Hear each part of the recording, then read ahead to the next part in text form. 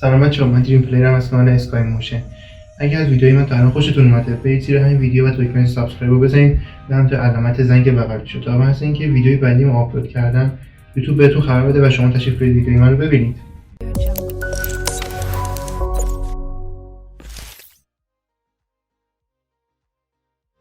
این ویدیو رو ضبط کردم تا بهتون بگم به خاطر دوره امتحاناتم من نمیتونم ویدیوهای صوتی براتون ضبط بکنم، به خاطر اینکه زمان هر تدوین بین 5 تا 6 ساعت در روزه و همین من وقت ندارم به اندازه کافی که هم تدوین رو انجام بدم هم به امتحاناتم برسم.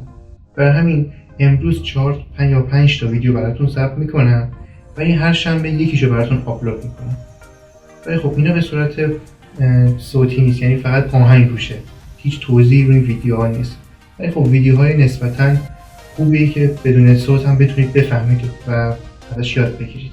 بعد از این دوره 4-5 هفته‌ای که گذشت، من یه برنامه خیلی خوبی چیدم و اینکه هم افتر، افکت، فتوشاپ، ایلوستراتور و پریمیر رو همزمان با هم بهتون آموزش بدم. یعنی ممکنه هر شنبه یه دونه پروژه مختلف در مورد فتوشاپ، ایلوستراتور یا پریمیر بود، دیگه فقط افتر افکت نیست. امیدوارم از دستم ناراحت نشید و منو تو این دوره حمایت کنید و تنها نذارید.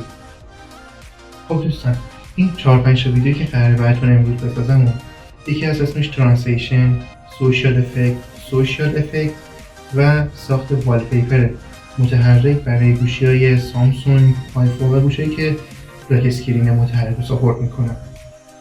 خب اول از همه میخوام بهتون ترنزیشن رو یاد بدم، با هم بریم ببینیم.